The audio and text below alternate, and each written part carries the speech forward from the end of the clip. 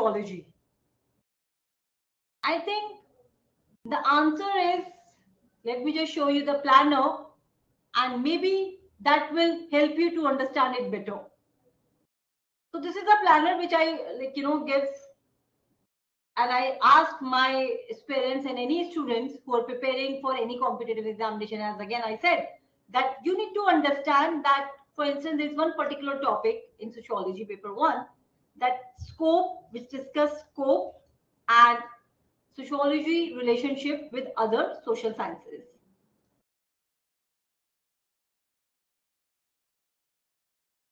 So if I tell you this, scope of sociology, as I said, that it's try to understand what we need to study in sociology.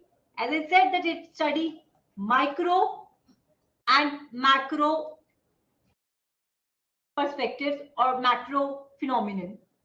Okay, so we need to understand social institutions. So what is social institutions? It can be healthcare, your industries,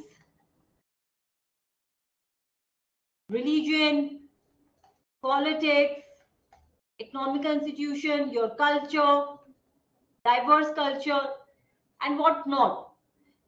Sociologists so far have not left any area in which they have not conducted their research, because everything is a part and interest to sociologists.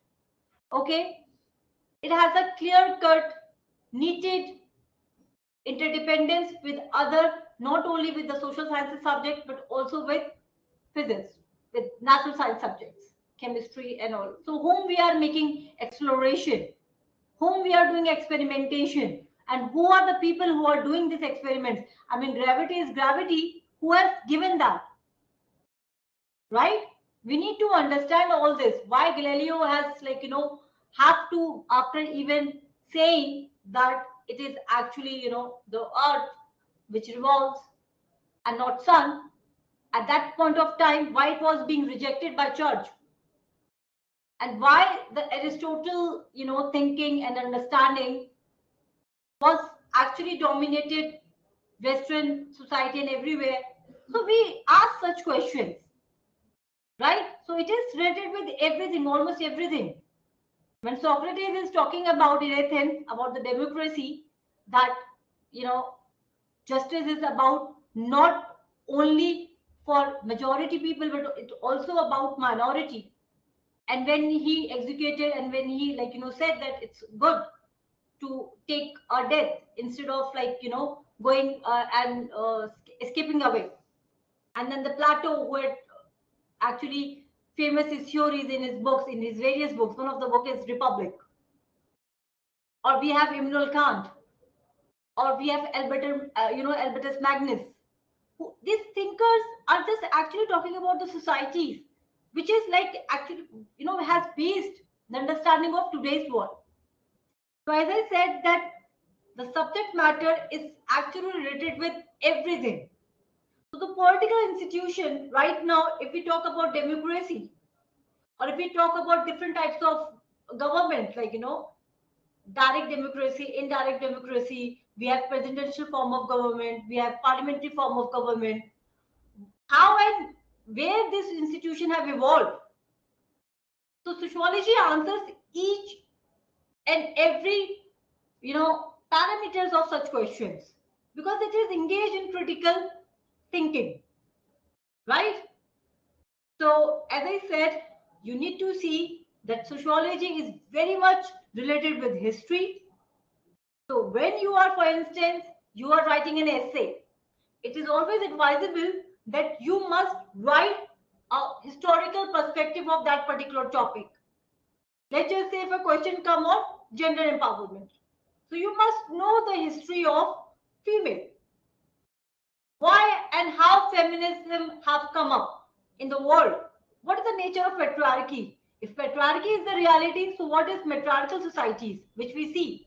If patriarchy and matriarchy, is other societies, which is the reality of society, so what about tribal people? What about indigenous people who do not believe in institution of marriage, and they are really very happy? I mean, there is no power game, right? So we do have thinkers like, we have Edward Kellett, we have George Eliot Howard, we have Herbert Spencer. So there's a very famous thing, and which actually UPSC also has asked, that sociology without history is rootless, and history without sociology is fruitless.